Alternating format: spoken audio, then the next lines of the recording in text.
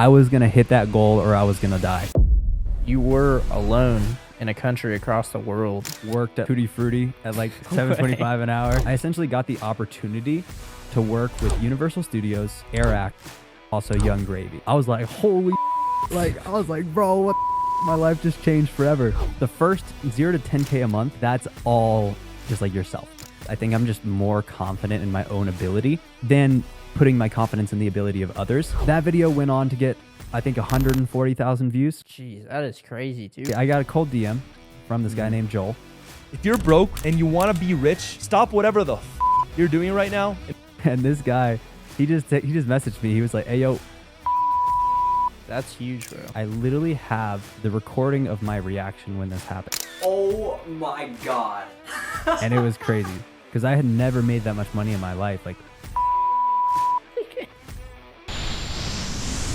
all right, welcome back to the Playbook podcast. We're here in Denver, Colorado with Linden Chasteen here. How's it going, man? I'm excited. Thanks for having me on the podcast. I really appreciate it. I'm looking forward to this conversation. I appreciate it, bro. And you really came in clutch with setting up the equipment because we might have been in a bad spot here. You know I got you. I appreciate having another media guy around. But yeah, I say we just hop right into it here. It is super cold in Denver here. It's pretty interesting living here. I was just in the ocean like 2-3 hours ago, so it is a big change. But I'd say a great place to start is probably just giving a little bit of background in yourself, a little bit more context, like what you do, where you're from, what your kind of story has been up until this point. Okay, yeah, for sure. So essentially what I do, I own a content agency. We're doing around $20,000 every single month. Been doing that for around the last year, so still relatively new. Before that, I was just doing YouTube basically full time. Like I wasn't making much money before that. I was just doing YouTube, struggling. I was living out in Thailand, spending $1,500 a month, but having the time of my life. And essentially I started YouTube around 4 years ago. And ever since then, I've just been making videos consistently, getting better at my craft, improving. And, now I feel like I'm finally in a place where I really understand the platform and I can help other people grow. I can help myself grow. And it's just, I feel like I'm in a really good place overall. Yeah, it's super cool. And like, I haven't known you too long, but the time we spent together, it's been super interesting, like learning more about what you do and stuff with the content, like now owning the content agency, living in Thailand. Like I also lived in Thailand, so I know we've talked about that quite a bit. Why don't you go a little more in depth about when that, like say, I don't know when that was for you, but maybe middle school, high school, out of high school, like when did you start taking that path towards like YouTube and business, or did you always have a passion for it, like since you're like 5 or something, always wanted to do it? Yeah, so I know a lot of like entrepreneurs, they started off with like selling candy at school and stuff like that. I never had that. I worked at like Tutti Frutti at like $7.25 an hour, in high school. I worked at an Italian restaurant as well, but I didn't really have any passion for business or YouTube. I was never surrounded by it. I just never thought about it, honestly, until I graduated high school. So senior year of high school, obviously everything shut down around 4 years ago. So during that time, I had been watching YouTube my entire life. I had made some videos in the past, like, stupid like Lego animations when I was a kid and stuff like that. But after that, I really didn't do anything with it. So when that happened, I was just like, okay, well, I'm not doing anything. Like there's no jobs or anything. So I was like, what should I do? And I was like, let me just, start making YouTube videos. I started getting into like the Graham Stephan content, back 4 years ago. A lot of people who got into business, that was like their start. That was my start too. Yeah. And essentially, I just kind of started making videos. I decided to commit myself to 1 year of posting one video every single week. So 52 videos in 52 weeks. And I was going to hit that goal or I was going to die. And like, that's how you got to do it. Exactly. And I hit that goal. I did 52 videos in 52 weeks. I gained around 1,000 subscribers that first year. Not a lot for an entire year of work, right? Like that was a lot of work. I still wasn't making any money, but I knew in my head that as long as I kept making videos, my life would be in a better place than it was currently.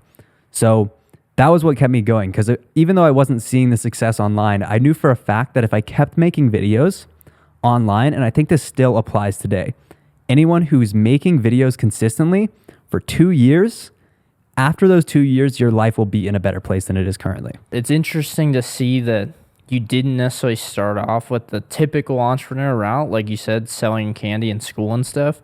And I think a lot of people got into business and stuff through YouTube and enjoying YouTube. And Graham Stephan, I think he inspired a lot of people. Like, he was kind of one of the people that also got me into knowing more about this stuff and even what's out there.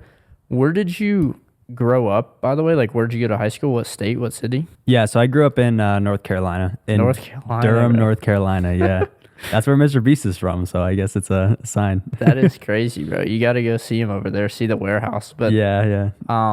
So you see Graham Stephan, you're out of high school, you start dabbling with YouTube. Like you said, I think that's great advice for anyone, is like, if you post just consistently, like I'd post 52 times in a year or else I'd die. Like, obviously it's a bit extreme, but like, it's kind of how you have to do to make those big changes and stuff. And I think, you could speak more about that. Like, do you think the learning from that, even though you didn't gain that many subscribers, was that like the most important point for you? Yeah, because the thing about YouTube is it's an exponential curve. It's just like investing, right? Where if you invest money over a long period of time, for the first couple of years, it's going to grow extremely slowly. And then all of a sudden, it just compounds and compounds until you see that exponential curve up. So it's the exact same thing with YouTube. And fortunately, because I understood finance, I understood that concept. Yep. And that was what kept me going, because I realized, okay, now I'm going through the slow part. But as soon as I get through that slow part and the growth compounds, that's when things are really going to take off. So I just really held that faith in myself and my ability to push through that tough point. And that entire 2 years, that was like, that was when I was getting no views on YouTube. Yeah. And I knew for a fact, as long as I kept pushing, eventually things would compound to success. So that's what I did. And yeah, I think anyone who goes through those 2 years will be infinitely better at making content and just be in a better place in their life overall, if they can just get through that slump in the beginning. Yep. But it happens to everyone. And I'm sure you've seen a lot of people these days that they're kind of afraid of what people think about posting content, like making that jump, changing their almost like personality, how people view them, of like a person that's now putting out videos and putting stuff on the internet and stuff like that. And I think that can be a super hard change for people. And I think it's, going through that 1-2 year period or just post consistently, like, don't care about the views, don't care about what people think. But like, what advice would you give to, like, I think people know they want to post consistently. They know they need to. They know that, like, that's going to be the difference maker there. But what advice would you give to people about caring what others think when they do start posting in that time? That's a good one. I think for me, I never really felt like I fit in that much in school. I never played sports. I can't do team sports. I don't know why, bro. I tried playing basketball the other day. I can't do it, bro. I suck at team sports, but individual sports, I'm extremely good at. Yep. I don't know why that is. I think I'm just more confident in my own ability than than putting my confidence in the ability of others. That has been like a constant throughout my life. And I knew for a fact that this is a single sport. Yep. YouTube is a single sport. Same with business. Of course, there are team aspects to it later on, but the first 0 to 10K a month, that's all just like yourself pretty much. So I knew that, okay, I can 100% get to that point. And that's why I wasn't afraid of what people thought, because I didn't care. Like, I don't know. I didn't have, like, I had great friends and stuff, but all of them were not, and like, no one was going to judge me, right? Like, we're all kind of like weird guys. Yep. Like, I was a skateboarder in high school. We're all kind of outsiders, right? So it's a little bit, it wasn't as hard for me as I think it is for other people. If you're in like, a very strong social circle in school, it can be very hard to put yourself out there and do that. I mean, I think the advice would literally just be, you have to do it, right? But there's no other way around it. There's not like, oh, like, come out to your friends as a YouTuber, like, I don't know. It's just, you just got to do it. But I think for me, it was easier, but you can still do it. Anyone can still do it. Like, obviously people know they have to do it. They know they have to get through that period. Do you think that people have to have a passion for it, or is there just like a brute force way to just like push through it? It's a good question. I think that you can develop passion over time for something, but I think if you don't have the drive to do YouTube in the beginning, or you don't have the drive to the end outcome of doing YouTube, like growing your business, something like that, then it's not worth it. Because unless you're an entrepreneur and your goal is to actually get inbound leads from YouTube or from TikTok or Instagram, any social platform, if that's not your goal and you're not willing to do uncomfortable things to get there, then you shouldn't do it, because it just doesn't make sense. But for me, I did have a passion for it. I it wasn't that strong, right? Like I was just trying to make money, you know, but like in the beginning, but over time I developed a real passion for it. And that was a big dilemma too, because then I had to choose between passion and money. I eventually chose money, and I still am passionate about it. Yep. You know, like at that point I thought it was an either or decision, but it's not. I think a lot of people know this too, but it's also a great quote. I don't know who said this specifically, but it's better to be reminded than it is to be taught. Like a lot of people just need to be reminded of this stuff. Like for example, I think really no one likes anything when they start out in it because they're bad. Yeah. Like whether you're golfing, whether you're playing basketball, whether you're, I don't know, it could be anything, playing pool, right? But when you're starting out, you have this period where you are bad and you have to learn, and it's very uncomfortable and it's not that enjoyable. But once you get good at something, it's a lot easier to enjoy it. And so did you kind of have that period and then start to enjoy it more when it was like more seamless? Like, you know how to set up the cameras, you know how to talk a little more, you have a process around coming up with ideas. Yeah, I think the point where I started to enjoy it a little bit more was when I finally started telling stories, because originally it was just information, and that was still fun. I still liked it, like, because I was a nerd about finance at that time. Yep. So I was just you know, like teaching people what I was learning, and that was a great time. But when it really became a passion for me, and it was like, okay, this is what I want to do with my life, that was at the point where I started telling actual stories. In my first year I went to community college. In my first year of community college, it was all online. Yep. So I ended up just flying to Mexico for a month and like just doing school online, right? Because like, why not? I was like 19. I documented that, and it was the first real story that I ever told. It was like, okay, here's the story of my life and like how I'm essentially trying to become a digital nomad and like make money from anywhere in the world. Because at the time that was a very novel concept for me. And that was the first video that I was like, holy shit, this is the life that I want to live.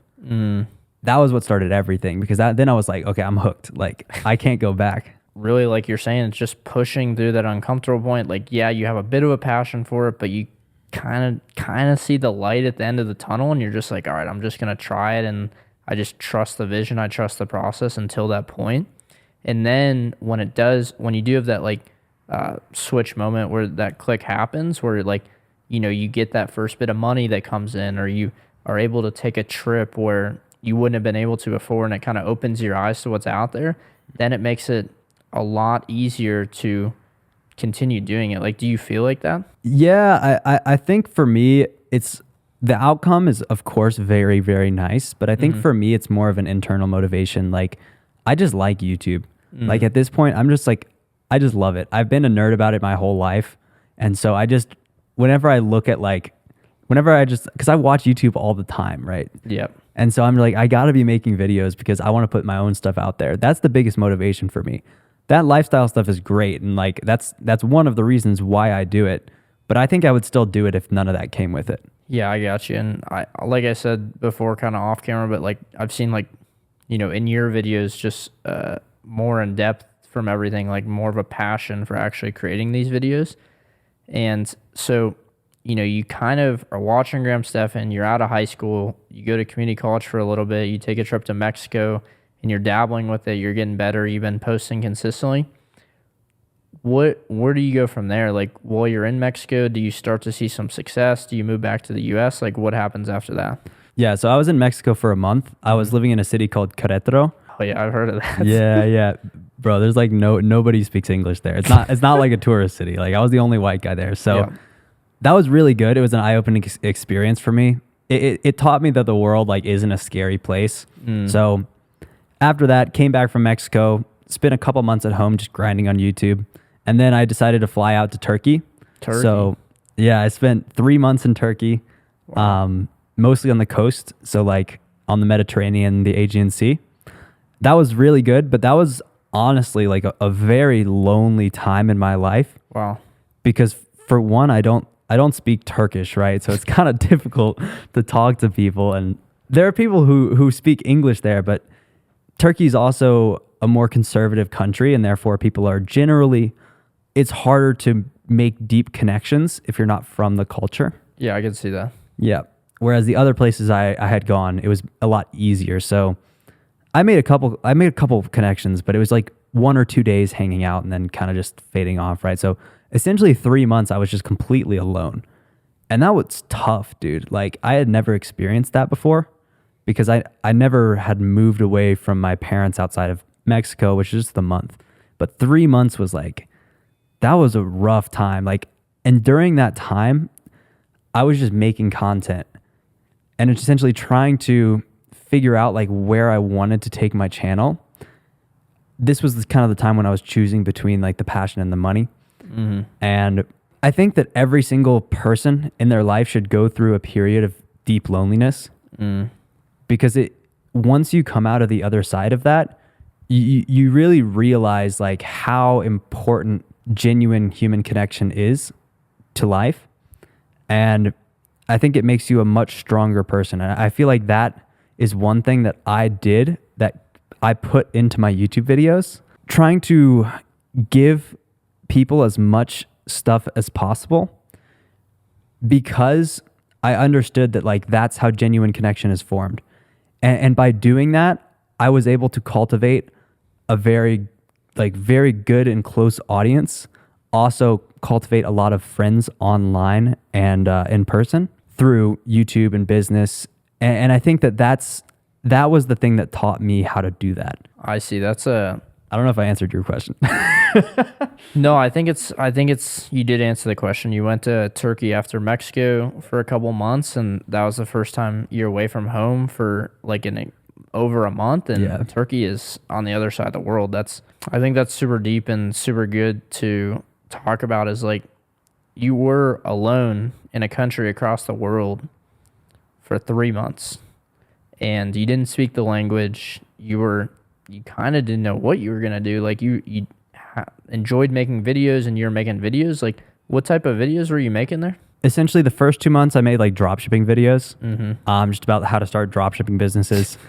I was just grinding to make money because that's what got views. And I was like, bro, I need some money. So I was just making dropshipping videos. And then the last month I made one of my favorite videos. It's actually one of the videos on my channel that got the least amount of views. I spent over an entire month making that video. And it's titled Passion versus Money, or like how I chose between passion versus money. And then after that video, I just saw it flop and I was like, all right, let's choose money. That's too funny, bro. The video passion versus money flops, makes no money. You're like, all right, this isn't going to pay the bills. I'm not trying to get rich over here. This is not going to pay the bills, the passion versus money video. Exactly. And I think a lot of people have to come to that realization too, is like, yeah, you can have a deep passion for the thing, but like you do have to make money. You do have to pay the bills. And then once you do make the money, you can go do whatever you're passionate about. Exactly. Yeah, because the order goes, you need to make money first and then you can bring the passion into it. At least for me.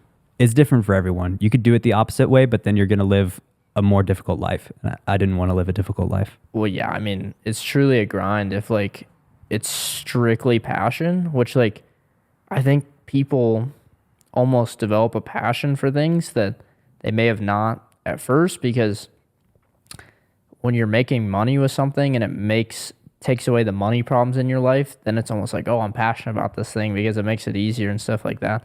That's the age-old question though, is passion versus money. Like that's something that people have been fighting for a long time, and I think it will continue to be a balance. That's super funny though that you make that video in Turkey and then you come to that realization. Yeah, that was like the epiphany for me. That is crazy. So you're in Turkey. Was that the last video you made there? In Turkey? Yeah. Yeah. So that's like the last video you make there. You're like, all right, you come to this realization. Where do you go from there? Do you move back to the U.S.? Do you not have that much money, so you have to go wherever? Or what's that look like? I was still living on money that I made in high school at that point. That was roughly a year after I graduated from that Italian job. I saved up like $12K. Wow. From that, working 6 months. And that was, I was a chef. I was making $10 an hour. So it was hard to save up $12K from that. But I got lucky. I put it into Tesla stock. Well, that shit went up. That shit went up. And then I sold out at the peak. And so I got lucky with that. But had about 12K. So I was spending in Turkey. My apartment was like $300 a month, right? That's solid.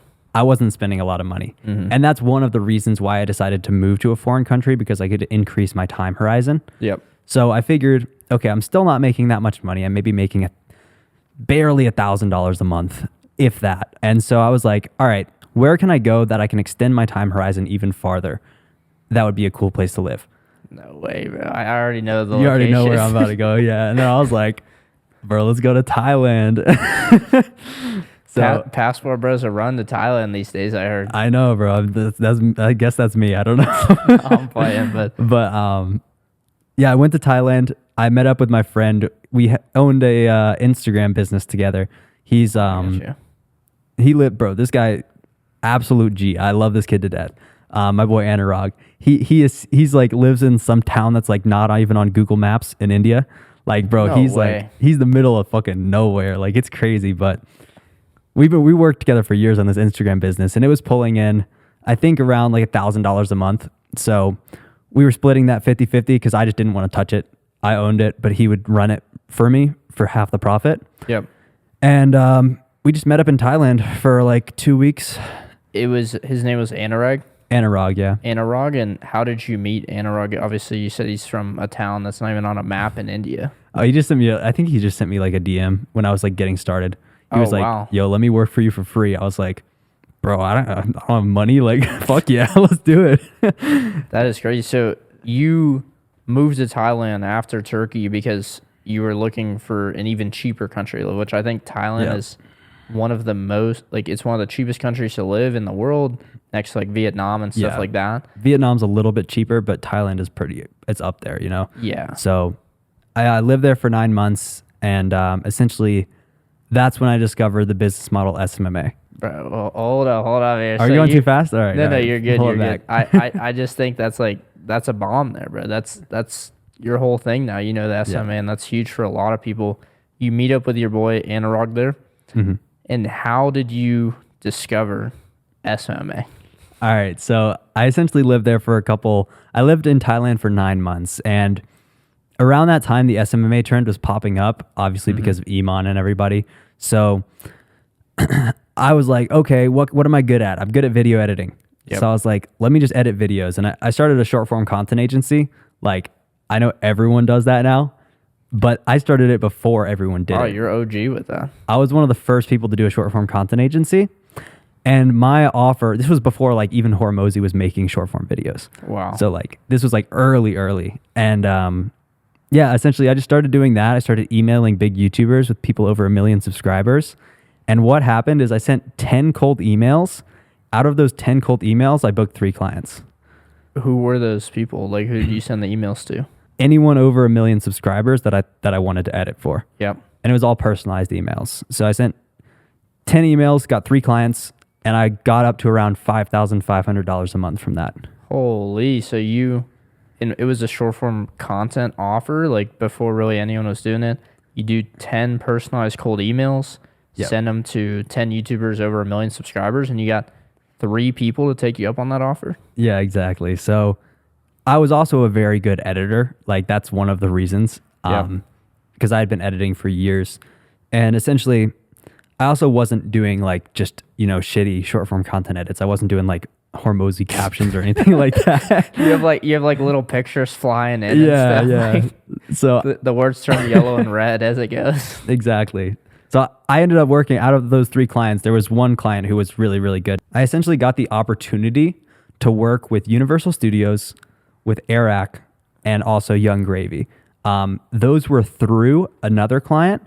However, I reached out to Yes Theory. And the guys who managed Yes Theory, they connected me to another set of people called the Cheeky Boyos, who have like 12 million on TikTok. Yeah.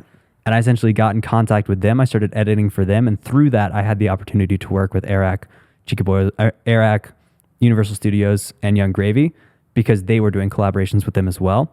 So that was probably the biggest one. I probably don't want to disclose the other two. They were more like adventure travel. They were more like adventure travel YouTubers. Yep. Yeah. Great guys.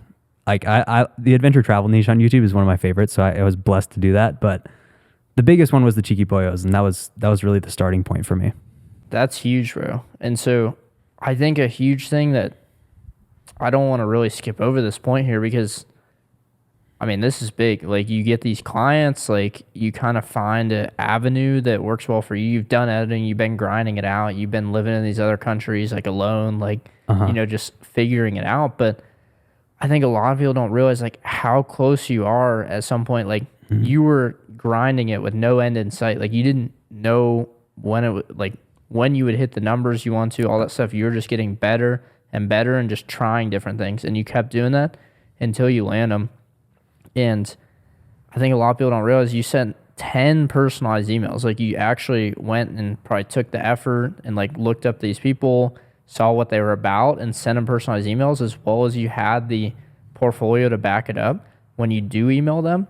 And you land 3 clients to go to $5,500 a month. And that's a big change from like, what were you around, like around 1,000-ish a month, and then just jump straight from there. Yeah, for sure. That was a huge change for me. And I won't lie, like there was a lot of failed businesses before that, right? Like, that's why I was making $1,000 a month. You're like, that was my first business. Nah, but like that was the first one that hit. Yeah. But the problem was, after that point, I did that for about a month. I made like $5,500 for the first month. I didn't double down. After that month, No way, bro. I got a message. I got a DM from one of my friends, and actually an old client I used to edit for, and manage their content team. And he essentially told me to start a ghostwriting agency. He was like, you could make $100K a month this. And he's 100% right, first off. Yeah. Ghostwriting agencies are phenomenal businesses. However, the problem was I had never writ on Twitter before. And so I got shiny object syndrome. I was like, all right, fuck that agency. I'm trying to hit $100K a month. So I started the Twitter ghostwriting agency, and I landed one client for $1,000, and then I lost them the next month, and I never landed another client. Jeez, that is crazy too, bro. So you are grinding it out, living in these different countries, many failed businesses, and just building your skill set. You hit the short form content, like get a couple clients, $5,500 a month, and then your boy DMs you. It's like, look, ghostwriting, it's the thing. Yeah, like, bro, you got to get in facts. on this now. You're gonna hit $100K a month, and you're like, all right, $100K a month, of course I'll get in on that. So you drop that, get one client, $1,000 a month, and that client goes away. That's unfortunate, first of all, but I mean, yeah, it is. well, what were you thinking during that time? Like, did you know about like shiny object syndrome? I know a lot of people will face that at some point, but like, what were your thoughts at that time? I think everyone knows about it, but just people don't realize how easy it is to fall for it. Yeah. So, yeah, like I was like, fuck it, like let's just try it. And then at the end of the day, it just didn't work. And then I was like, okay. After that business failed, I was like, okay, what has been working for me? And it was YouTube. Back to the basics. I was like, you know what? Like, let me just double down on this. At this point, short form content was completely saturated. So I was like, let me not go back into that niche. And also, I just didn't want to edit videos anymore. So what I started doing is I literally just started basically doing a little bit of consulting for people. At the time, my YouTube channel had grown a little bit. So I had at least some authority in the space. Yeah. So my YouTube channel was around 8,000, 9,000 subscribers. So I was helping a couple other YouTubers kind of consult on their end, how they can improve their YouTube. And are you ready to like hop into the meat of it? Or you want to touch on some other stuff first? I think it's also interesting to point out you have 8-9K subscribers. Like, you're consulting guys with like 3K. You're like, all right, this is how you get to 8K, bro. Yeah. Exactly. You don't need to be big. Like, you really don't need to be big. You don't need 1 million subscribers. I mean, bro, 10K is like, what's the percentage of people? Like, what's the amount of people that hit that? Like, that's way like, below 1. Yeah. That's huge already. But yeah, I think it is a good time to get into it. Like, I think you can I know a little bit of context, but probably not all of it. Like, you're consulting people. What happens after that? Like, what goes on with that? So essentially, I was consulting people and I was booking calls with a couple people. Still was making around like $1,500, $2,000 a month. Not anything crazy. Just surviving. And essentially, what happened next? I literally have the recording of my reaction when this happened, and it was crazy. Like, so essentially, I got a cold DM from this guy named Joel, and this guy he just messaged me. He was like, "Hey yo, want to collab?" And I was like, bro, I don't know who this guy is. I checked it out his thing. He had like 15K. Who's this scrub with 15K DMing me, bro? Yeah, he's like 15K followers on Instagram, like 3,000 subscribers. Yeah. And I was like, all right, yeah, like why not? He has more Instagram like followers than me. I was like, fuck it. He looks like a cool dude. Yeah. So hop on a call with this guy. So we had been going back and forth for a while. He was an 8-figure entrepreneur. So he was doing a lot of stuff. And I was like, okay, we finally landed on this call. So we sit down, we start talking, and essentially I just tell him, he's like, yo, how can we collab? What can we do together? And I was like, I don't know. We just do an interview. He was like, I definitely want to do that in person if that's possible. And I was like, bro, I'm in Thailand. Like, I don't know if that's going to happen. But then he was like, all right. And he was like, tell me about what you do. And I was like, I have a YouTube agency. So I just essentially just help people grow on YouTube, just starting it up right now, pretty small. He was like, no way. Like, I literally need help with YouTube right now. I'm looking for someone to help grow my brand. And I was like, dude, we should work together. And he was like, hell yeah, I'm down. So what we did, he was like, I'm looking for someone who's really good. So what we can do is essentially do a test video. You just do one video for me. We just see how it does, and then we can go from there. And I was like, okay, bet. Because obviously, I'm a YouTube guy. I got videos lined up that I know are going to hit. Of course, bro. There's a couple frameworks that always hit on YouTube. They change over time. Yep. But at the time, there was this video that this guy named Nathan Nazareth did where it was essentially the only Shopify dropshipping guide you'll ever need. I've seen that. Like, everyone has, yeah. Yeah. That video got 1.5 million views, and nobody had done that concept in the SMMA space. It had only been done in the dropshipping space. That's what we call a proven concept, because it had been repeated multiple times in the dropshipping space, but no one had done it in another niche. So I was like, okay, bro, easy views. And so essentially I just told Joel, I was like, okay, make this video, the only SMMA guide you'll ever need for beginners. Big shout out Nathan Nazareth for that. That was a banger idea. And essentially he goes ahead and makes that video. Literally, honestly, like the video is just him on a Google Doc, nothing fancy. Yep. Just an intro, him on a Google Doc, just going through the Google Doc and talking.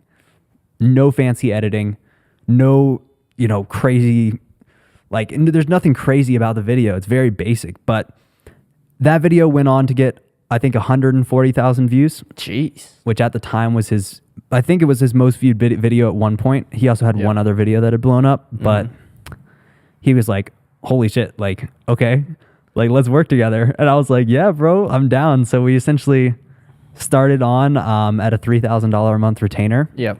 And I have the recording of when I heard that. I don't know if I'll send it to you. Maybe you could put it here. But bro, I was so gassed because that was like life-changing You're money. like crying, walking around your house, like I was like, holy shit. Like, I was like, bro, what the fuck? My life just changed forever. And, cause I was making like $1,000 a month before that. So, I mean, yeah, bro, like you're living in Thailand and, it might not be a lot of money to a guy like Joel and it's Joel Kaplan, right? yep. Joel Kaplan, like, 8-figure entrepreneur, like $3,000 a month might be like pennies to him, but to a guy like you, like that's been grinding it out and trying to figure it out, like that's the first, would you say, like big breakthrough, like consistent, like this guy is solid, and like how did that feel in that moment? Dude, it felt like it was life-changing because I had never made that much money in my life. Like $40,000 a year, like 3K times 12, that's 39,000. Dude, that was completely life-changing money to me. I was like, bro, if I can live, I was living on like $1,200 to $500 a month in Thailand. So 3K a month was like, bro, I'm balling. Like, I can invest. I can like just keep living my normal life. I can invest money, save up.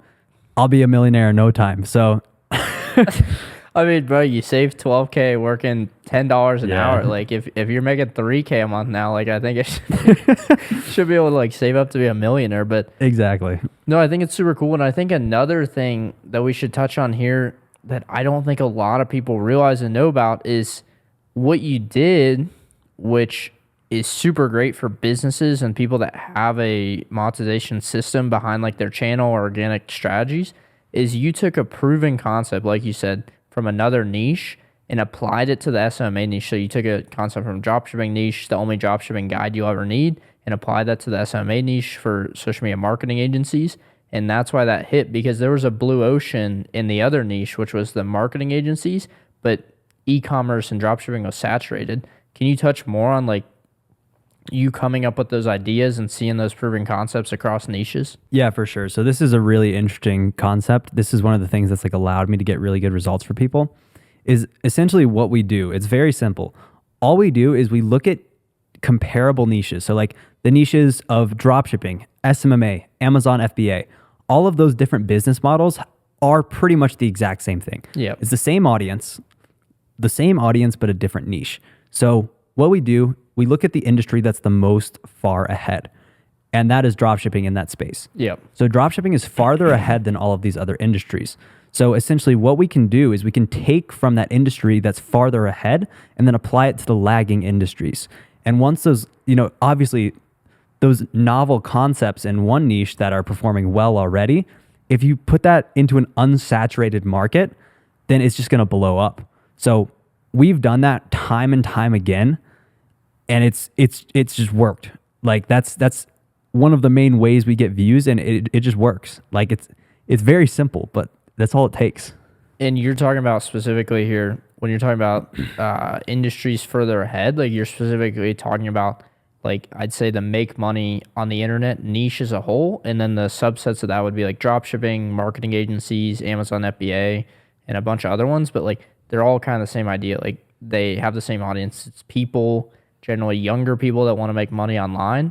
And by further ahead, do you mean that dropshipping, there's been like more views and more people making videos on that on YouTube and on the internet? Yeah. So essentially just dropshipping has been there's been a lot more people in there. So there's been a lot more innovation, right? Because there's more competition. So competition breeds innovation. And if you can find a niche that has a lot of competition, generally there's a lot of innovation. So what you can do is just take those innovations from the competition niche, or from the niche that has a lot of competition, and then put them into the niche that doesn't have a lot of competition, right? So yeah, you're just taking from a niche like dropshipping where there's a lot more people and therefore more competition to innovate, and putting that into, a niche like SMMA where there's not a lot of people. Are there any specific tools or anything that you know of that you use to like look for these videos, or are you just like filtering on YouTube for like most viewed videos, or how do you like find these concepts and like these kind of breakthrough videos? Yeah, for sure. So how I do it, there's a lot of ways to do it. There's a great tool called oneof10.com. What they do is essentially they look at all the videos on YouTube. If you search up like dropshipping, they'll show you all the dropshipping videos. Yeah. And you can essentially look at the videos that got a high multiple of views compared to the channel's average. So I like to look at videos that have at least a 5x multiple. Yep. So we can look at videos that, get 5 times the amount of views that they normally get on a certain channel. Those are generally the concepts that are going to work well in other niches. At the time, this tool didn't exist when I did that for Joel. So what we did is just look on YouTube. I still do that all the time. That's the main way I do it. But One of 10 is a good tool to speed up that process. Yeah. And so you usually use like a software like that, or like, do you think it would be a good method to like filter by views and search them up on YouTube and stuff like that as well? Honestly, most of the time we just use YouTube. Yeah. And we don't really filter by views. Well, actually we do. We essentially go on like the leading people in each niche's channel, and then we filter by popular and look at like their top 10 most popular videos. Oh yeah, stealing like an artist over there. Exactly. And then you essentially look in like the other niche that you want to apply those ideas to, and then you see if they've already been used, how they've performed. But if they haven't been used, then there's a real opportunity for you to take those concepts and apply them to that niche. Yeah, I think that's great advice for anyone like looking for ideas and stuff. I think that's the bottleneck for like most people. They're like, oh, I don't know, find ideas, because like a lot of people can set up an iPhone, they can set up a camera, they can figure a lot of that stuff out. And then, you know, if they get past the point of not caring what people think and they're like, all right, screw it, I'm gonna record. Now it's like, all right, what do I record? Like, what ideas do I come up with? So I think that's super solid on that. Kind of going back to it, now you've been given this huge opportunity to work with Joel Kaplan, 8-figure entrepreneur, $3,000 a month retainer, which you said was like life-changing for you. What happens after that? Like after you have a video go viral for him and you start working with him? Yeah, so we start working together, just making videos, scaling his channel. We scaled it up really fast. Like we started averaging like 50 to 100,000 views per video. Which was huge at the time because he was averaging like 5,000 before.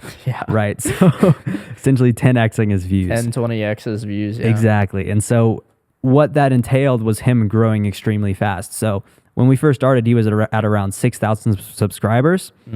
And now that we've worked together, we've been working together for around 9 months. Now he's at 237,000. That is crazy. So he's grown a ton the past 9 months. Since then, you know, he offered me a job out in Denver. Yep. And I was like, at the time I was just living in Thailand, and I was like, you know, if I don't take this opportunity, I'm probably going to regret it for the rest of my life, because I know if I can be close to someone at that level, then I will take something away from that. It's huge, bro. Exactly. Like there's no chance my life is not in a better place if I go there. And so that's what I did. I was like, okay, I have to go, which is tough because I also, you know, I had my life in Thailand. I have a girlfriend still in Thailand. And it's tough, but like sometimes you have to make those sacrifices for your own future. For the long term, yeah. Exactly. And so that's what I did. I moved out here, retainer increased a little bit. And then what we did is essentially I had my own agency as well. I had signed like one other client before that while I was still in Thailand. I'm not going to reveal who that is, but it was a big drop shipping company. Yep. And essentially that put me at around $8K a month. Solid. Which was pretty good. Had my first $10,000 month like right after I moved to Denver, which was an amazing feeling. But after that, I decided to drop that client because it was basically going on an hourly basis, the dropshipping client. So it just wasn't scalable at all. So I went back down to around like $6,000-$7,000 a month. And how old are you at the time? And like what year and date is this when you're moving? You've been in Thailand for a little bit. Like when are you moving to Denver? Like how old were you? And like what year and like month was that? Yeah. So I had just turned 22 when I moved to Denver. So I'm still 22 now. So I had just turned 22. So yeah, it was just recently for you. And yeah, I want to ask you another question. The first video you helped Joel with got the most amount of views on his channel. And then you also 10 to 20x his views and grew his channel like, what would that be, like 100 times, 200 times in 9 months? Do you guarantee those results within your agency? No. That's the thing. Joel, like the thing is, what we guarantee is that we will make you way better content.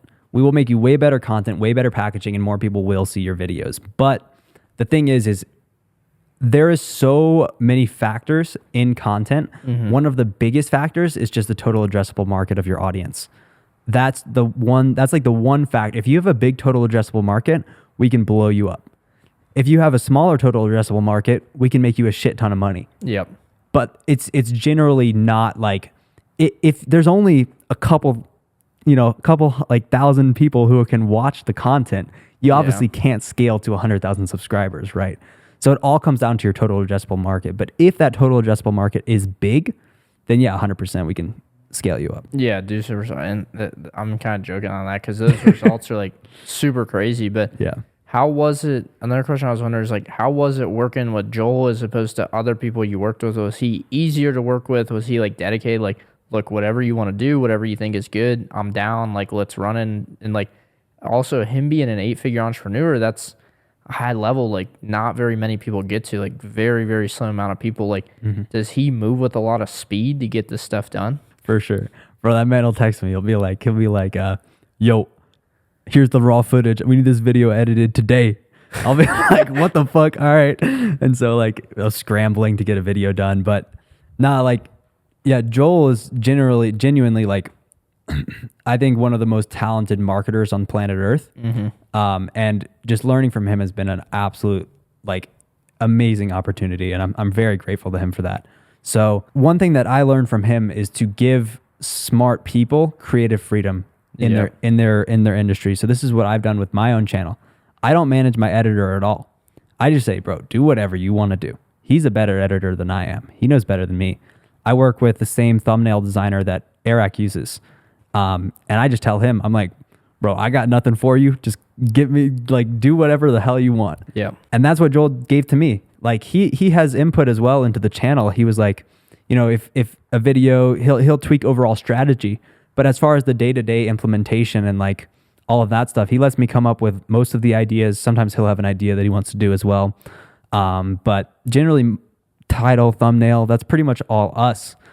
You know, he just gives us complete creative freedom because he knows that's what we are really, really good at. Yep. And I think that's huge. Like, you know, you say learning that from Joel about finding A players, people that are really good at their job, and then putting your trust in them to do their job and do it well. Because it's like you're better than me at this thing, take it and run. Like, you know how to do it well. Like, I trust you. And like, I think that takes a lot of trust, but obviously it works out well. I was wondering, like, what separates Joel from another person to get those results in that time period? Like, is he just smarter than people? Is he just like doing things quicker? Is he hiring better people? Like, what is the difference maker there? For one, he's hired really, really good people. That's a big factor. But also, I think he's very coachable.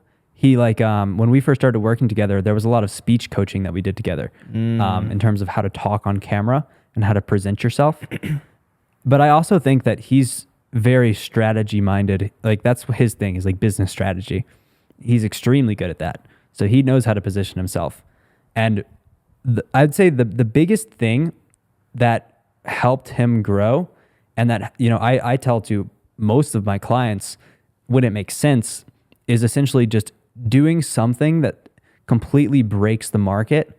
For example, what we did with Joel is just offer more value than any other person. What we did is we launched essentially an entire free course for SMMA. No one had ever done that in the history of like make money online. They have free products, they have lead magnets, but nobody's ever given away like a free course that was originally cost a lot of money. And that was our way to break the market and over deliver for our audience. That was one of the biggest factors that helped us blow up. And that's exactly what I'm doing right now as well with my YouTube channel. I'm giving away a free course on how to grow on YouTube. Something that no one in that industry has ever done before. And I'm going to make it better than anyone else's course who currently is charging $500, $900, $3,000. I think a lot of people, that's kind of a hard thing for them to comprehend and understand, is like, you know, they're doing all this work and they have all this great knowledge and stuff that's obviously super valuable. And then to just give it away for free seems a little bit confusing, like a little bit like upside down. Can you go a little bit more in depth about like why you would do that? You need to separate yourself from the market in one form or another. And there are many ways to do that. You don't have to give away a free course. You could hire an animator. Not many people don't have, like almost no YouTubers have an animator. You can dish out like $80K a year to hire an animator, you're going to set yourself apart and you're going to blow up. It just comes down to doing something differently than everyone else. And that was our way of doing that. By also adding insane value to the audience lives.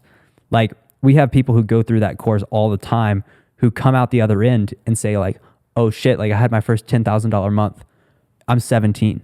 That has been an extremely valuable thing. And the whole philosophy behind that is, once people get results with your free content, if your free content is good enough to get people results, why would they not pay you after they've already made money with your free stuff for one-on-one help? That makes a lot of sense. Kind of giving it away for free. And like, would you recommend that to everyone? Or is there like also a balance there of like, what if you just need money? What if you can't afford to like give everything away for free like that? Like, obviously, you know, you didn't have a ton of money, but at least you had a couple thousand coming in, like with these retainers and stuff to do a free YouTube course. And Joel had obviously done very well before, so he had the kind of leverage to do that. Like, what if somebody doesn't have any money? Yeah, then you just need to separate yourself in a different way. Like we separated ourselves with the free course, and also just giving a shit ton of stuff away for free. But if you don't have money to do that, but the thing is, a free course, it costs nothing to make, right? So That is true, yeah. yeah, but you are giving up a lot of course sales. Yeah, a lot Which of is- time and everything. Yeah. So the thing is you just have to separate yourself in some way, whether that's literally just doing like a unique style of filming, a unique background, unique talking style. There's this channel on YouTube called Horses that has recently blown up. And it's literally like, it's like a lot of his videos are just AI painting pictures. I see. He's just used that, and it's such a unique style, and he's telling these amazing stories through those pictures, like stories about like Hemingway, Leonardo da Vinci, a lot like these great artists and great people. He's telling that through like this very unique style, and that's what's allowed him to blow up. You just have to separate yourself. I think Yeah. that's what it comes down to. No, that makes a lot of sense. And what are the different ways you can even make money on like YouTube and like posting videos and stuff? There's a lot. So obviously the obvious one, AdSense, sponsorships, but that's the small money. Yep. That's the small money. The real money is building a business on the back end. You look at people like Ali Abdaal. He charges $697, or no, $997, I think, for his course. It was $697 for Black Friday. And You're like, I bought it on Black Friday. I didn't buy it. This is not a plug. And essentially what he did, he makes around, I don't know if he's increased it yet, but last year, I'm pretty sure he made around $6 million from his coaching program plus course sales. Wow. So he's built a business on the back end because he actually has a coaching program where he teaches people how to become a YouTuber, right? Now, my goal is to make a better course than that for completely free. So definitely invest in my free course. But he was able to build a very successful business. Like if he had just relied on AdSense and sponsorships, maybe he would have made like $1 million, which is still good, but it's not 6 million. So if you really want to make money, then you need to build your own kind of business. Generally, the best kind of businesses are coaching businesses, info product businesses online. Yeah.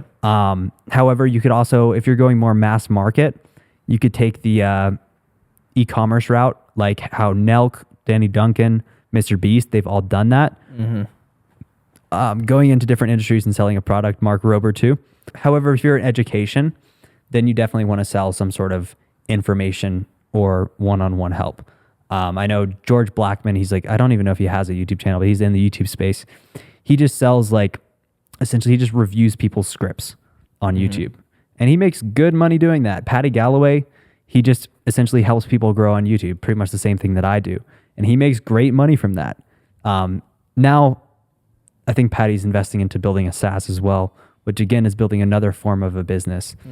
But yeah, you really just need to look at businesses that are working for other people and then just make them better or different. So you would kind of say, giving this advice to people, like, you have traffic coming in, you're getting the attention, you're putting stuff out, you're giving value to audiences and people out there. Yep. And then just having some sort of business on the back end to make more money from it, whether that is a SaaS, which can be a great idea, an info product, an e-commerce brand, like you were saying, like Danny Duncan and Mr. Beast have done so well. And I think that's great advice for people to have that kind of business. Is there any specific one that you would prefer over another, or like they're all good? I think coaching is the move right now. Any coaching business, if you bring it in from YouTube, that's really, really strong, especially if you have an existing coaching business and you're already doing like over $100,000 a month. Bringing that onto YouTube as another like acquisition system, for one, it helps with ads. People come in through ads, and if they're not ready to buy, which is, is 97% of people, they go through all of your organic content, and you can even build out somewhat of a content funnel on YouTube to take them through that, and they'll spend hours and hours with you, right? They're not just watching a 1-minute ad on Instagram. So that increases, like, it'll increase the amount of people who buy from you significantly, even if you're not going crazy viral.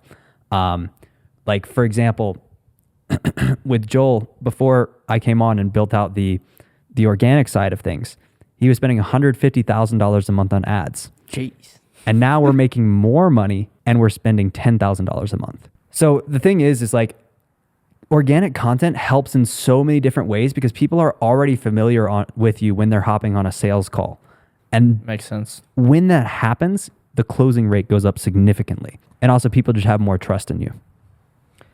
That makes a lot of sense. I know you keep talking about YouTube and you help people grow on YouTube. Is that your favorite platform, or like what platforms would you recommend for people? Bro, I hate TikTok and Instagram. Like they're good business vehicles. I just don't like them because I just get bored when I make content for them. But I like YouTube. I think that's the most powerful because people are spending the most amount of time with you, and it's generally the highest quality audience. However, the other forms, short form content, Facebook, all of that is important too. Like that's the fast views. And the main goal of those platforms is to funnel people into your YouTube channel. Because it's easier to get views on there. So you just funnel people over. That makes sense. And I guess specifically what you're talking about here is like, Joel Kaplan, you're repping the brand Agency Lab. Like they help a lot of people start SMA businesses and stuff with like one-on-one support and stuff. And I believe that's a call funnel, right? To get started with that. A call funnel. What do you mean? Like you take a call with a salesperson and then they get you started with it from there. It's not like you can't just buy it on a website. Yeah. You go through a book a call. And you were also saying how you prefer YouTube over the other platforms because the audience spends more time. It's more, you can like build a better relationship with the audience. What about like for people out there, would you recommend like even longer than that, like a podcast or like hour guides or like stuff like that? Or is YouTube like a good medium point?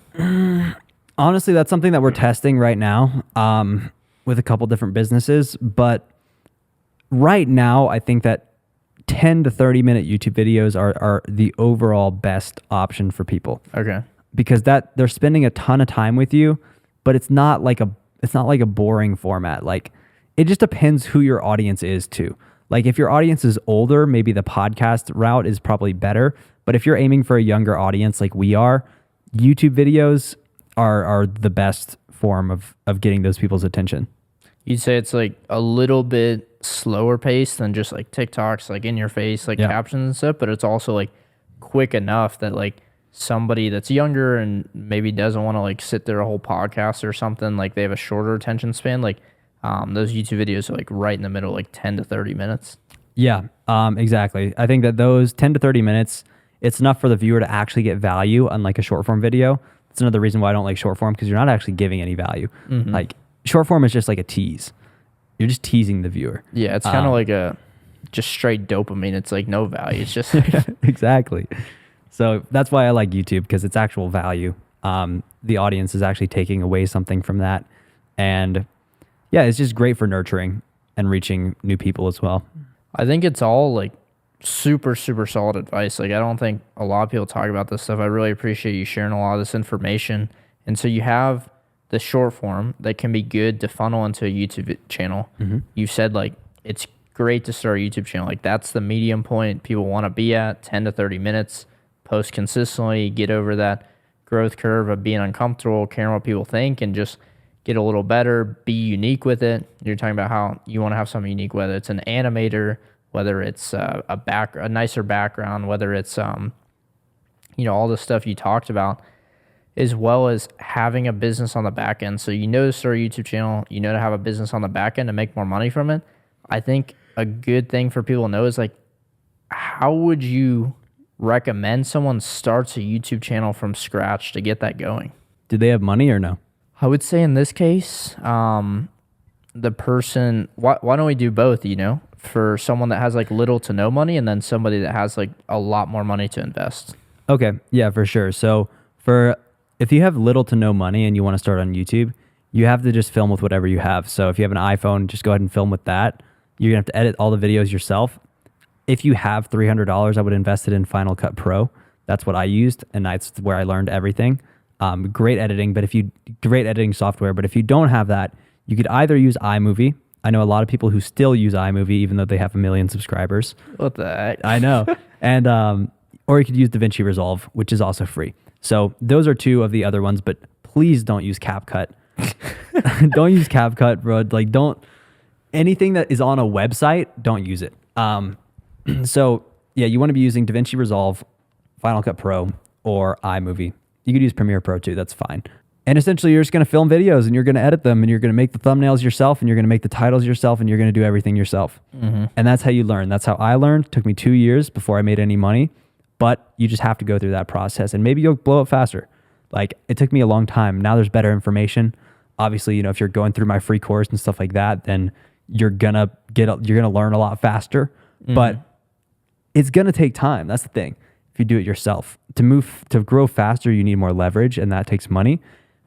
But if you're just starting out, it can be one of the most valuable things you ever do by sacrificing that year or two into that content, because then you're going to learn how to do it yourself. And that will be very valuable when you outsource in the future and hire people. And so that's for someone that has no money starting out. What if you have say a successful business going, like kind of like the situation Joel was in? I'd say like he had money coming in, he was spending a lot on ads, so he was generating money within his business and he had more money to put into it at first. For sure. So what I would do is I would hire A players. I would look at people. I would look for people who are way better than you, who have a proven track record. Like, for example, my thumbnail designer, he charges a lot of money to me. Like, that man is making bank off of me. I'm paying him like $1,200 a month for like 4 videos. Like, or I'm paying him essentially like $300 per thumbnail. Which is like, I think it's definitely a high rate for thumbnail designers, but like it's worth it because the videos are doing well. Yeah. But the thing behind that is that the packaging, the title, thumbnail, and idea are the most important parts of your YouTube channel. Your editing itself can be, it can be okay. Like, for example, the video that blew up for Joel, the first one we did, was literally just a Google Doc, him sitting on a Google Doc on a loom. Like, it's nothing fancy, but because the title and thumbnail and idea were so good, people loved it. And there was a lot of value in that video too. So I would say that I would focus on idea, title, and thumbnail the most.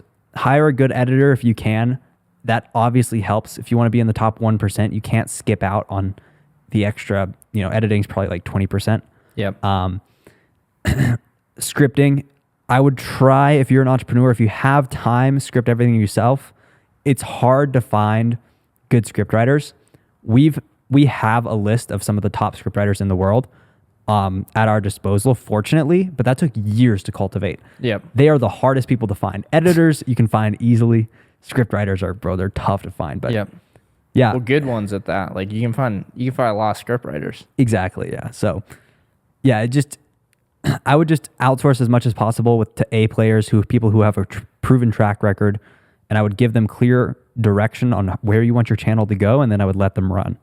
Yeah, so like hiring A players, paying them well, like, it's not going to be cheap, and then just letting them do their thing. And I think a lot of people also talk about how the two main metrics to look for, and I think it's good to dive into specific with the business niche as well, is click-through rate. So how many people click on the video that get shown it in their feed, as well as like watch time. So like how much time they spend watching a video. Say the video is 10 minutes, average watch time is 5 minutes.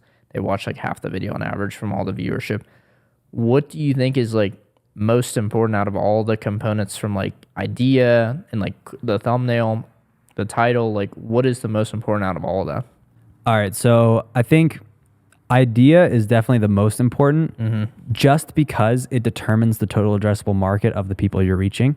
So this is something that not a lot of people talk about. I got this from Patty Galloway at Vid Summit. He essentially, I don't know if you saw that talk, but I was right there next to you, bro. Yeah, you were. So you're on the same page. Yeah. Essentially, you're dropping the sauce from Vid Summit, bro. This is we had to pay a lot of money for this information. Yeah, you're getting the free information right now. So essentially, how he looks at it and how I look at it now too is your idea determines the total addressable market of your audience, right? So you have the total addressable market of your channel, your overall topic, and then your idea determines how many people in your total audience will want to watch the video, right? So if you're making a video on, let's say, cooking, right? Yep. If your channel is about cooking and then you make a video about vegan cooking, that's only going to reach a portion of your audience that is vegan, right? It's not the total audience. But that idea, the vegan cooking video, determines the total amount of people that you can reach. So the last component of that is your execution within that video, right? So how good did you execute the video? That will determine how many people you will reach in your total idea ceiling. So how many people in that total addressable market you will reach based on your execution. You can never execute perfectly, so you're never going to reach all of the people who are interested in vegan cooking. Yep. However, you can reach a lot more than if you had a bad video. So that's how I like to think about it. That's why idea is the most important, because you need to increase your total addressable market while also executing the video as good as possible. Yeah, that makes a lot of sense. And I think, specifically here, it's like cast the net with the idea as wide as possible. So that's kind of your first bubble. And then with the execution on the actual video, when it comes to how well you speak, the video quality, the editing quality, the script writing, like the total package of the video, which would be the execution, you want to do that as well as possible. So now within that first big bubble, you have as big of a bubble as you can fill. Like it's never going to be perfect, like you said, but as big as you can. And also within that, it's like, say somebody is in like the business space, right? Like say they're in sales or social media marketing. Would you recommend that they just go completely broad at first? Like, oh, here's the 5 tips to make money online?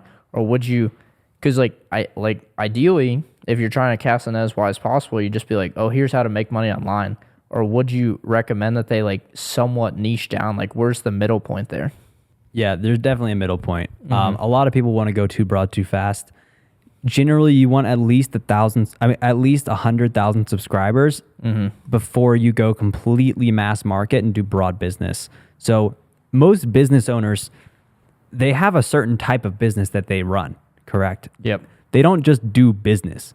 Like they're not just Warren Buffett with 70 portfolio companies at the start. Exactly. And if they are, then that's still a sub niche in business, right? So you need I like to get at least 100,000 subscribers before I go broad. And you can still have a gigantic total addressable market in a niche business. Like drop shipping, gigantic total addressable market. People are getting millions of views in drop shipping. Obviously, people are getting multiple millions of views in business, but normally they've already established themselves in one of those sub niches. Like even marketing agencies, like Joel was able to go from 0 to 237,000 subscribers talking about marketing agencies, right? Yeah. So like, it doesn't have to be like a crazy, like you don't have to go as broad as possible. And generally, because there's more competition, the broader you go, it's going to be harder to grow. Yeah, and people don't care about you. Like, I think you're speaking on it very well, but it's like Iman, like he's gotten to the point now where like he can now make a super broad business video, but if he made that starting out, people are like, bro, I'd rather listen to like Graham Stephan or someone that has like, you kind of have to build a reputation and build that up a little bit before people start to care about you and just like your viewpoints on very broad stuff. I think it's a super great way of explaining. And also I was wondering, I think a great example is Airrack, for example, right? When he was starting his YouTube channel, I know you talked about this in one of your YouTube videos, he kind of piggybacked off of bigger brands than him, bigger influencers, and invested a lot of money and then started putting them in the titles. And like then people started finding him through like that. And he had to invest $17,000 in Logan Paul's couches, which he didn't really have that money at the time.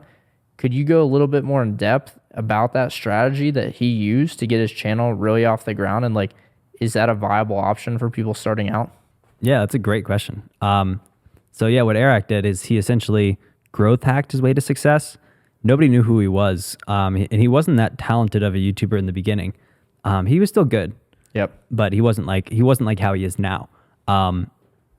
So he had a couple thousand subscribers, and essentially what he did to be different than everyone else is he just was the only one who would put up the $17,000 to buy a big YouTuber's couches. He was trying to sell them for a while, bro. Yeah, I know. So like he took a risk. Like that was a risky move. Like he could have, if that video didn't hit, he would have been in a pretty rough spot.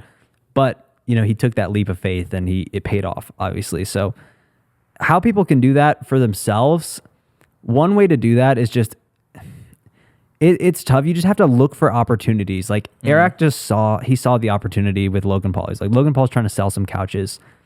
If I can do a video with Logan Paul, I can obviously grow a lot faster. So one of the ways that you could do that if you're in, let's say like, I don't know. For example, with Graham Stephan, there was this kid. Graham was trying to sell like something. He was trying to sell like a table or some shit like that. And basically this kid was like, okay, I'll just buy this table from him. And essentially he got included in the video. And from that, he built like a pretty good brand. I think he's at like 50,000 to 100,000 subscribers now. Oh, wait, I didn't even know about that. Yeah, that one's way more niche. I caught that like a long time ago, but I don't even remember his name. That's the thing. So it's kind of a bad example, but He still got to 50,000 subscribers though, which is super solid. yeah, exactly. Bro, I swear, I don't know. It's a bad example. I forgot what his name is, but I think he's doing well now. I think another good example is whenever Logan Paul was getting big and he was doing a lot of music videos and vlogs like that. That one kid, I forget his name as well, but he made a video, Logan Paul's my hero, and he kind of piggybacked off of Logan Paul's brand. Like he was like, oh, Logan Paul's my hero. He made a song, and Logan Paul obviously taking the opportunity. He's like, he's like, I'm flying you out. We're making a music video together. And then that kid's channel, I think, is 300,000 subscribers. I think one downfall of that, though, is that what happens is like, it's a balance, right? Because Airrack had the dedication. He was doing it for a while, and then he just used that to like kind of add fuel to the fire, which some of these people, they just like completely get the fire started from these bigger people, and then they just kind of drop off or plateau, and then they don't really keep on doing it, which like Airrack is just taking it and run with it. But like some of these people don't do that. I think another thing I wanted to ask you is, this is a concept that not many people know about, and I haven't really heard anyone talk about. Should you post shorts on your main YouTube channel? It depends, but unless you're in the entertainment niche, no. But if you're in the entertainment niche, you should post maybe at most 2 shorts for every long form video. And one of those shorts should probably be a trailer to the long form video. However, if you're in the education niche, I would post on Instagram and TikTok, but I would stay away from YouTube Shorts. Like with that, I think to give a little more context here is like, I think what people kind of ends up happening is like people, like the shorts, say they blow up, right? 20, 30, 40 million views. And then people subscribe to the channel and they want to see the videos because of the shorts. And then what ends up happening is like, these people are now subscribed. YouTube's algorithm shows them the videos first, the long form videos. And if the long form videos are doing well, but then you get a bunch of subscribers from shorts, then those short subscribers are not watching long form YouTube videos. And then it starts to tank your long form YouTube videos and then the overall growth of the channel. So you're saying in the entertainment niche, it could work, but for business, like you wouldn't recommend that. Yeah, I would definitely, how I would structure it for business, because you don't want subscribers on your channel that aren't watching your videos. That's very bad. That's like you bad said for it watch time, perfectly. Yeah. So what I would do is I would post short form on Instagram and TikTok. And what I would do is I would have a call to action in those videos telling them to watch a certain video on your channel. And then the people who are actually interested in your long form content, they will head over there. But you're not going to get all of the people who just watch your short form content on YouTube Shorts who just have to click a subscribe button. They actually have to take action to go and watch one of your long form videos. They're not subscribing for your short form content. They're subscribing for your long form content. I think a great example that you could probably touch on more is like Daniel Mack, bro. Like he has like 3 million subscribers from shorts on YouTube, and his long form videos get like what, 5,000 views? Yeah, I don't know. Honestly, I know Daniel Mack, but I haven't looked at his channel, to be honest. But I got you. Yeah, I would say one person who's actually done it really well is this girl named Ginny Hoyos. She's super talented shorts creator. She was actually in the same niche that I was when I was coming up. We were both making dropshipping videos, and we were getting like the same amount of views. But she found a style that works on short form. I think she's averaging like 10 million views on shorts. That is crazy. Per video. Like it's ridiculous. She's absolutely crushing it. And like what she's done is she's essentially like really analyzed her shorts audience and made videos for a certain audience. And now she's making long form for that audience. And it's actually performing really, really well. Like she's one of the few people who's actually been able to do that, which is very impressive. And huge props to her. That's super cool. I didn't even know. So she was able to transfer kind of the short form audience into the long form. Yeah. Again, obviously it's not 10 million views per video, but Yeah. she's still getting like a couple 100,000. I think one of her videos is over 1 million. That's super solid. I also want to touch on, because your latest channel that you made, it's like amplify views. I believe you have gained, it's like 7,000 subscribers in 60 days. As well as like you've already gotten the channel monetized, and your videos just keep getting more views like everyone you post. Like, you know, you talk about all these strategies and stuff, like you're showing it kind of live on this channel, like implementing it. And I've seen you give away a lot of the stuff you're doing. Like, what made that successful? Like, how have you been able to do that? Yeah, so that is honestly just like my 3-4 years of YouTube put into like one channel. I'll be real, like that's not normal. Like there's definitely like there's a huge factor to skill in there, but there's also a factor of luck. Like I had one video blow up. Of course, that's because of my own doing, but it's also like that video could have not blown up too. Like it's not guaranteed to blow up. So I would say that channel, I just tried to do every single thing I could right. I have one of the best thumbnail designers in the world. I believe I'm one of the best title writers in the world. And we have one of the best editors in the world. I feel like I'm in the top 1% of scripters at least. Okay. So we have good scripts. And everything is amazing. Like bro, my editor, that man is a savage. Like that's my boy Andrew. Shout out to Andrew. Go hit him up if you need editing. He has an agency. But he edits everything in After Effects. Wow. Yeah. That is crazy. Bro, he doesn't even use Premiere Pro. Like that man literally edits in an animation software. He doesn't edit in the editing software. That is ridiculous, bro. Yeah, bro, it's crazy. Because I've edited a fair share of videos, and that's not easy to do. No, not at all. So he's super talented. Blessed to have him on the team. And yeah, like I just hired A players. I'm confident I'm an A player myself. So we just have an overall team of really good people making content in a way that's not been done before. Like I said, do something new and innovative. And I'm also taking a lot from another niche, the business niche, and putting that into the YouTube niche. Yeah, that makes a ton of sense. And I know you also talked about in one of the videos how you're implementing this strategy into your own channel, not only dropping the free course that's going to be better than anyone's paid course on how to grow on YouTube. That's the goal. But as well as you're implementing a strategy that Iman uses like very well, which is linking a VSL YouTube video in the description of every other YouTube video and funneling, like every YouTube video basically funnels into that one VSL YouTube video. Can you go more in depth on that strategy? For sure. So, yeah, shout out to Iman for coming up with this because I've used it and it's worked really well. Essentially, most marketers have a VSL, which stands for virtual sales letter. They typically have it on a ClickFunnels page, which means just like their landing page or where they send people. And that video is essentially made to take someone from like someone just looking at the page into someone who's booking a call and is interested in buying. So it's a transformational video. So what we do on YouTube is we can take that same thing from the direct response industry and just the marketing industry in general and just apply it to YouTube. So how I do it, how Iman does it is to sell things, but how I'm doing it is a little bit different. What I'm doing it to do is turn a viewer into a subscriber. So I have a 25-minute video on my channel where I break down step-by-step how to start a YouTube channel and overall just provide immense value. I'm going to update this soon, probably just change it to the free course launch video. But essentially, I put a link. The only link that I put in my description is the link to the VSL. And why do you do that also? Like, is that something to do with YouTube's algorithm, or like why do you only put one link? Like, why don't you put links to Instagram or something? Yeah, so the reason for that is just because like I look at YouTube's overall goal.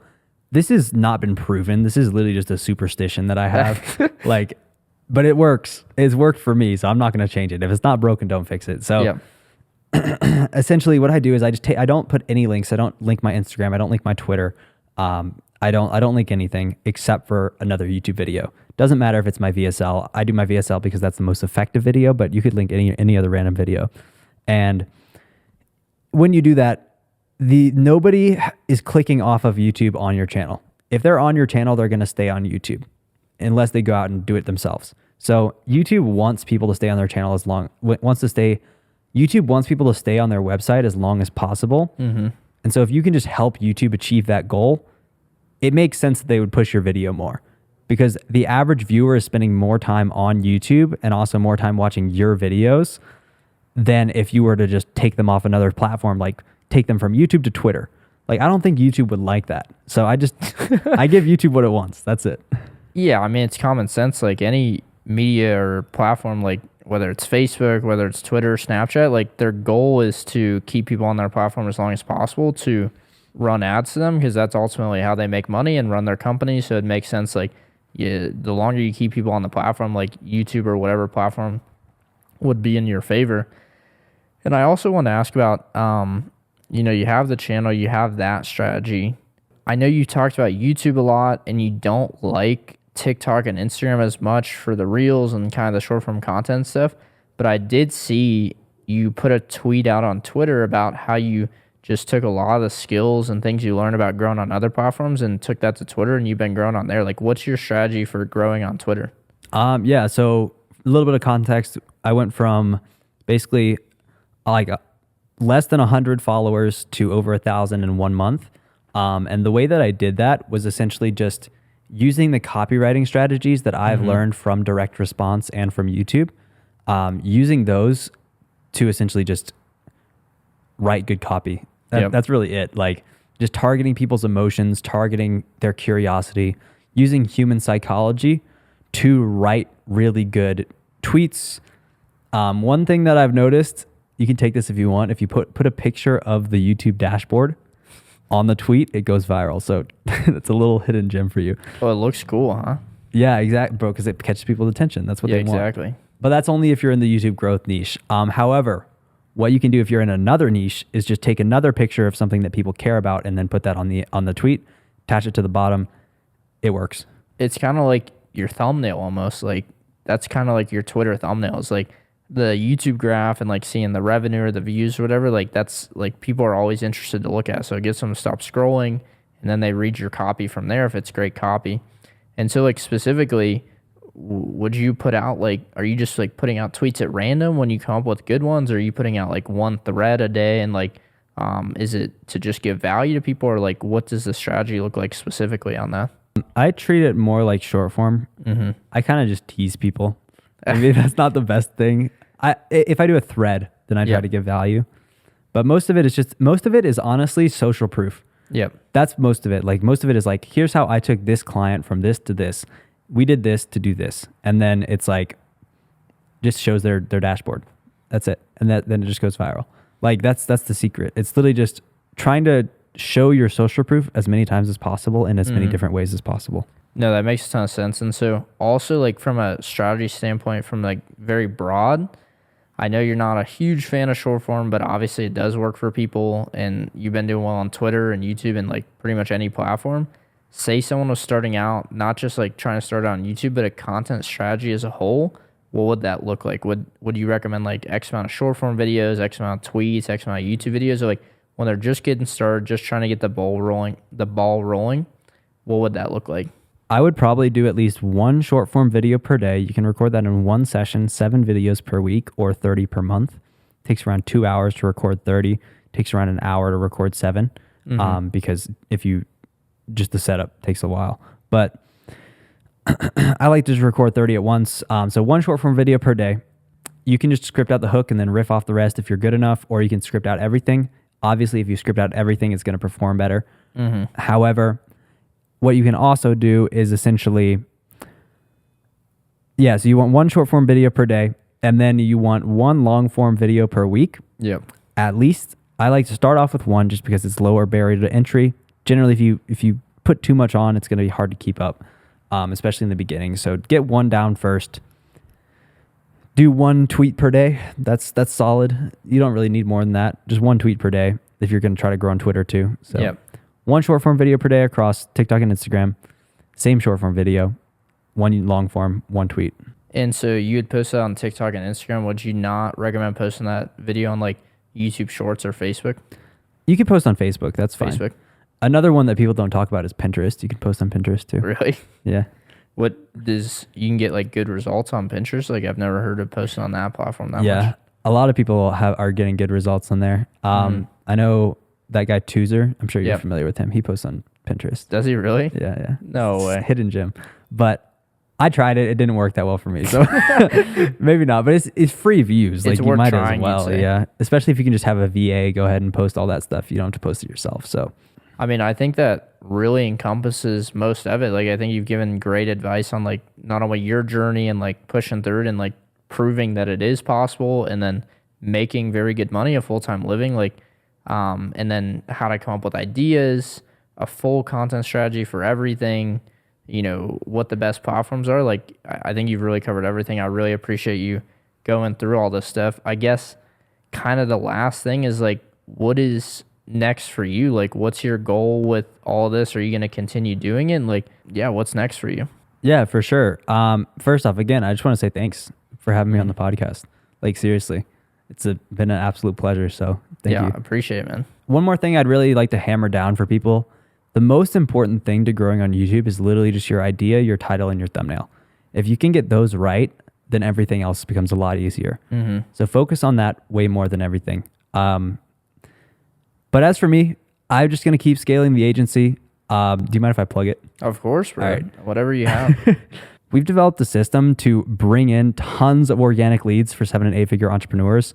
So if that's you and you'd like to build a personal brand and just overall improve your sales process and, you know, make a couple extra $100,000 a month from YouTube, then definitely DM me on Instagram and Twitter. I'd love to help you out. So with that said, I think that for me, just keep scaling the agency, keep helping more business owners. And I think you talked about like helping, what was it, 1,000 people get a silver play button on YouTube? Yeah, and also keep scaling my YouTube channel as well, amplify views. Our goal is to help 1,000 people get their first silver play button, so get their first 100,000 subscribers on YouTube. The free course is going to be launching January 1st, 2024. So definitely subscribe to the channel. Keep an eye out for that if you want to grow on YouTube, because you know we lay out everything. And again, it's going to be one of the best YouTube courses out there. Been working every day hard on it. So yeah, I think that's pretty much it. Nope, super good, bro. Linden, it's been a pleasure here in Denver. It is super cold. I was in the ocean yesterday, but it's freezing here. And yeah, I appreciate you again, man. Yeah, you too. Seriously, I'm excited to go grab food after this. It's going to be fire. Let's do it, bro. All right, for sure.